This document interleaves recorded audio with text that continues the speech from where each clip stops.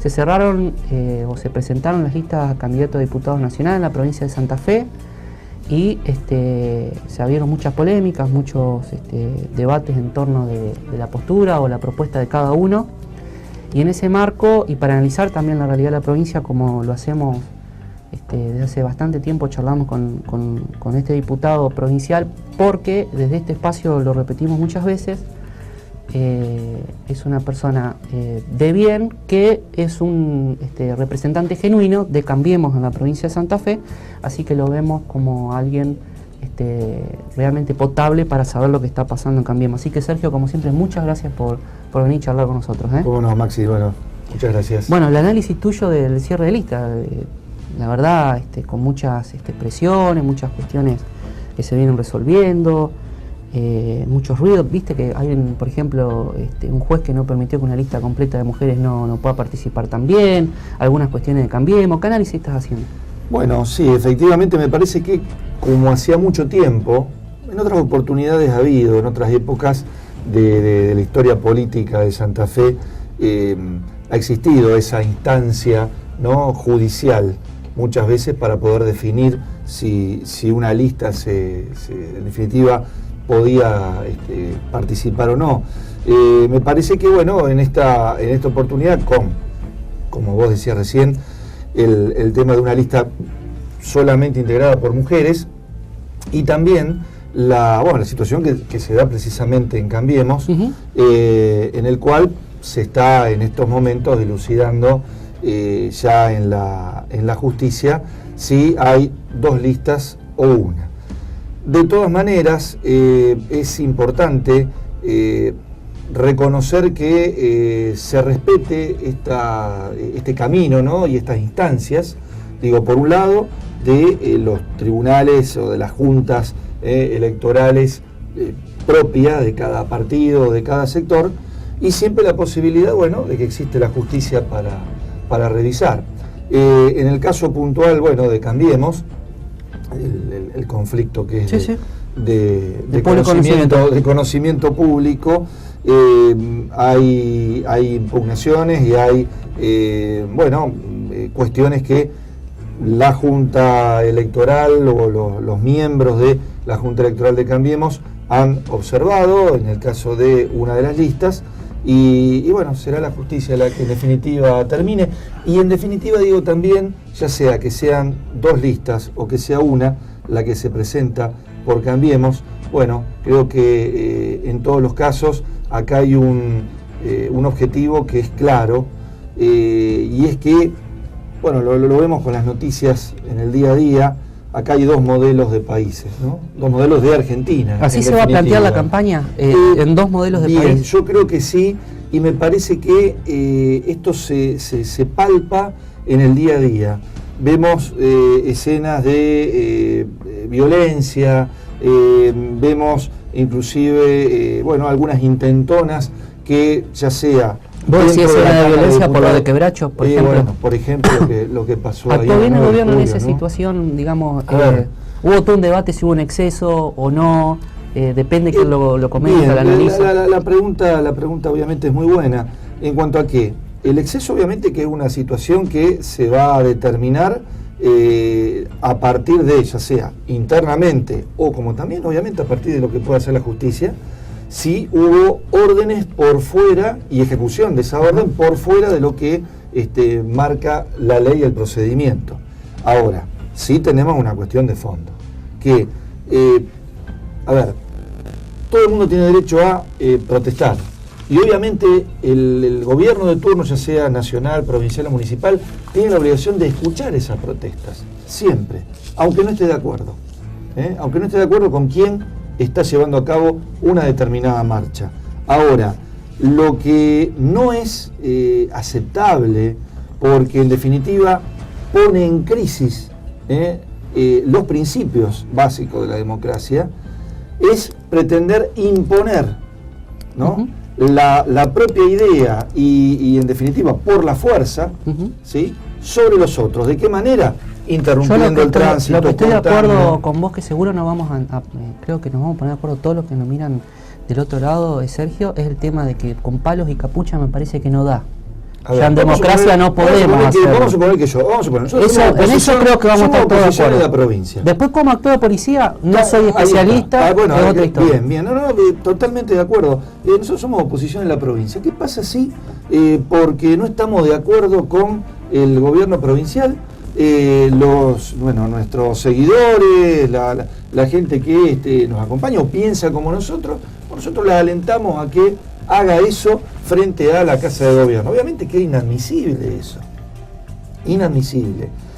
Y acá, insisto, creo que estamos en un estado de evolución de este nuevo, digamos, periodo que creo que llegó, y gracias a Dios llegó para quedarse del 83 para acá, y hay un nunca más, ¿no? En volver a prácticas violentas, de intolerancia. Digo, a partir de esa evolución en nuestra democracia, tienen que existir formas de protesta que sean efectivas. Hoy hay medios, hay redes sociales, hay un montón de posibilidades de que una protesta se haga sentir, ¿no? Y no cortando la calle, amenazando. Yo quiero, de repente, yo como cualquiera, quiere pasar por el lugar donde se efectúa la protesta y tenemos que muchas veces, en lugar de que esté la policía, no, están esta gente con un palo y no precisamente para jugar al béisbol. Ahora, la explicación, ¿no?, que se da amenazando al que ose pasar por una calle pública. Estamos totalmente de acuerdo, te insisto, con el tema de los palos y las capuchas. Ahora, del otro lado dicen, en realidad esto está pasando porque hay respuestas sociales que dar. Hay necesidades que se están multiplicando. ¿Qué análisis tenés vos de eso? A ver, necesidades sociales, primero, las necesidades sociales son infinitas, siempre lo han sido, y el Estado tiene la obligación de responder, ¿no? Responder a partir de una evaluación de cuáles son los derechos a garantizar, de cuáles son los derechos a ser efectivos. Digo, el Estado debe responder a eso. Estamos totalmente de acuerdo.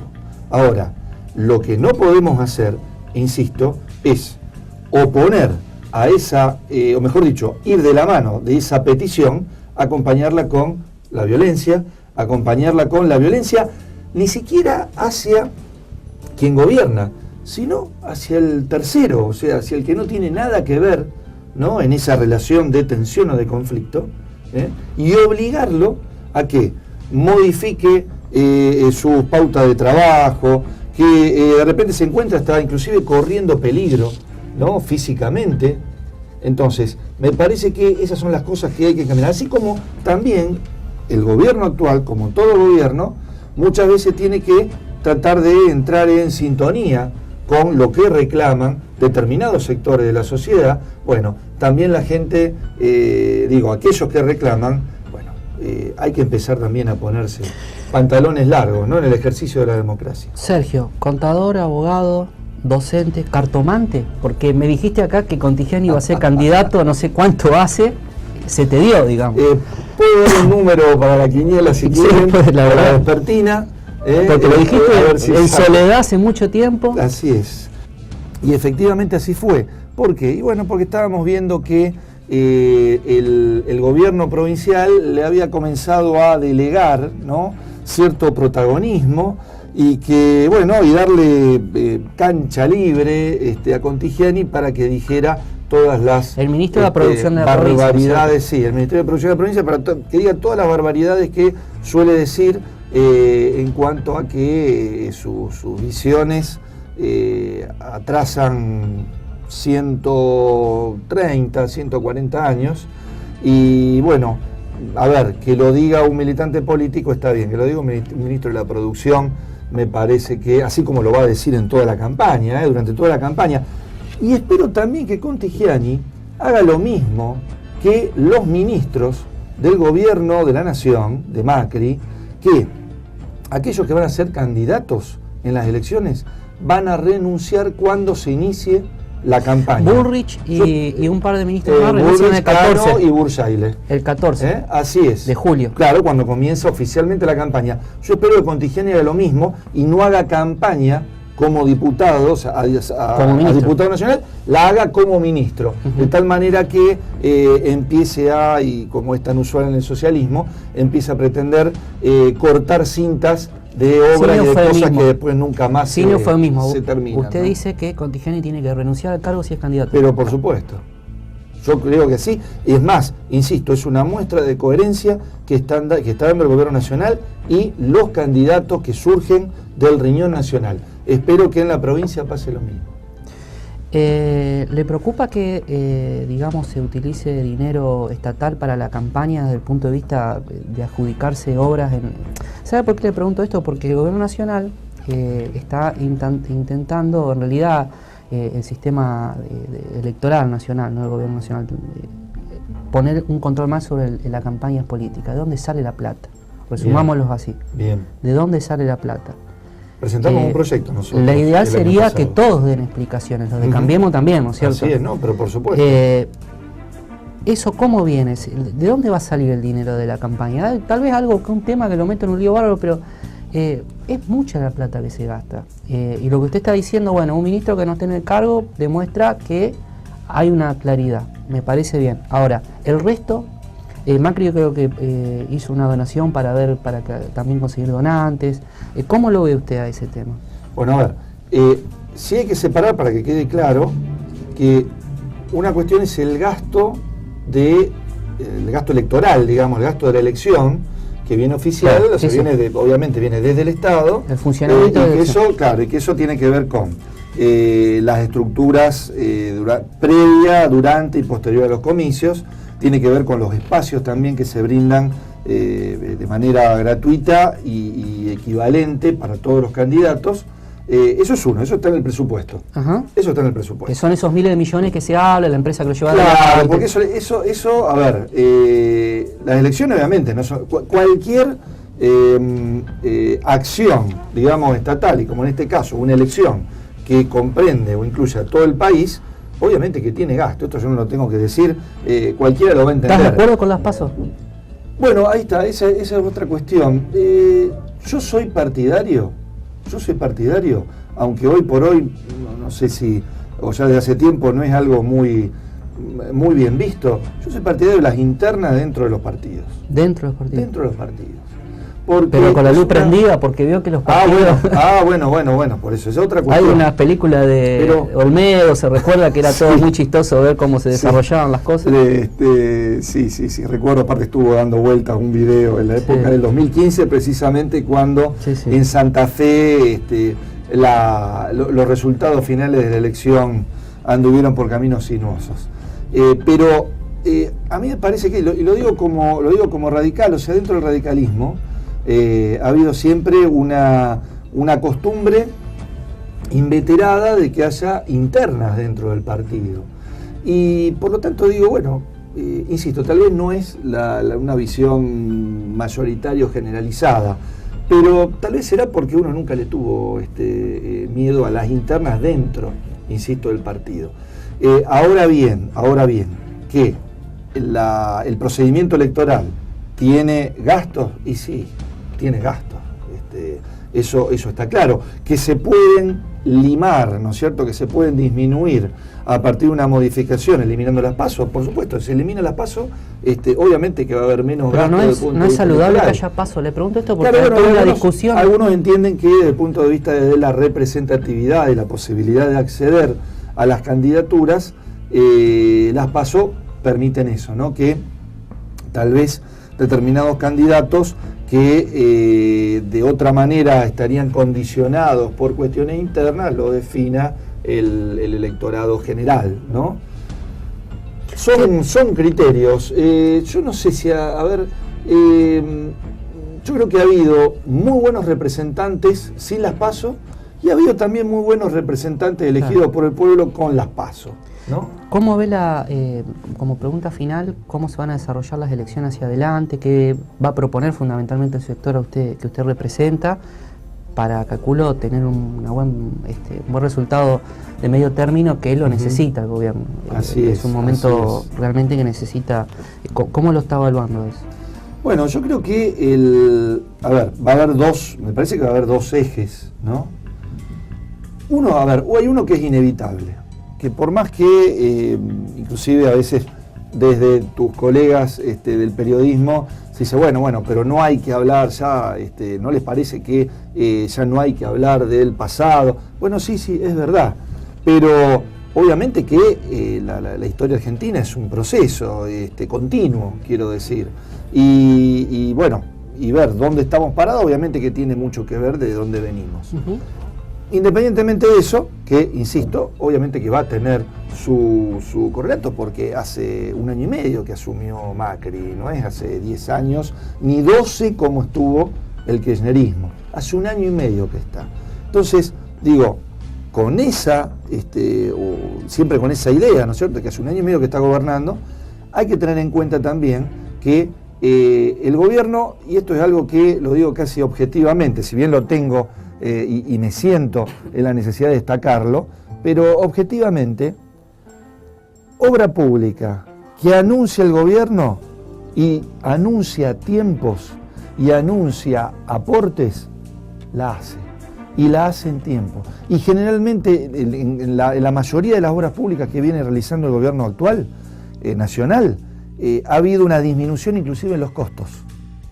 Estamos hablando en muchos casos de 20-25% menos de lo que era la obra pública durante el kirchnerismo. Con eso encima hay que agregarle obviamente el impacto inflacionario y demás. A pesar de eso, las ofertas en la mayoría de los casos de las constructoras, digo constructoras porque cuando hablo de obra pública, son menores, son inferiores a los montos estimados presupuestados. Entonces, el eje va a ser transparencia de obra pública de la campaña, digamos. Sí, efectivamente. Creo yo que es una de las, al menos de las variables y principales bondades, ¿no? Estamos hablando de un gobierno que está tomando precisamente como bandera la transparencia, principalmente en la obra pública, ¿no?, que fue objeto de tanta corrupción durante estos últimos 12 años de gobierno kirchnerista. Por eso digo, si no voy a hablar demasiado para atrás, como decía hace un rato, no quiero hacerlo, pero me parece que la comparación habla a las claras, ¿no? Y la diferencia con el gobierno provincial, para redondear, porque me planteó el kirchnerismo, o sea que eso sería con mirada hacia Rossi, para competir con Rossi. Ahora, para competir con Contigiani, ¿cuál sería el debate? Bien, y esta es una elección nacional. Pero el socialismo va a vender pero bien, pero lo que digo, yo creo que si es una elección nacional, tengo que obviamente generalizar y analizar a través de los parámetros nacionales. Y a través de esos parámetros de análisis nacional, general, el socialismo tiene más de kirchnerismo que de Cambiemos. Entonces, me parece que si hay que oponer distintas imágenes, o sea, contraponer distintas imágenes, actitudes, forma de gobernar, y yo encuentro al socialismo más cerca del kirchnerismo que de la propuesta de Cambiemos. Entonces digo que en ese sentido los ejes de campaña también se aplican a un gobierno socialista que habla mucho de obras públicas, habla el gobernador, hablan los ministros y brillan por su ausencia. Cuando no, se enancan, aprovechan lo que es la obra pública nacional. Contundente. Sergio, te agradezco mucho por haber venido, gracias como a vos, siempre. Maxi. Gracias a vos. Seguramente más adelante vamos a volver a hablar y vamos a ver si le pega con alguna de las predicciones de hoy. Muchas gracias. Las doy. Vamos a un corte.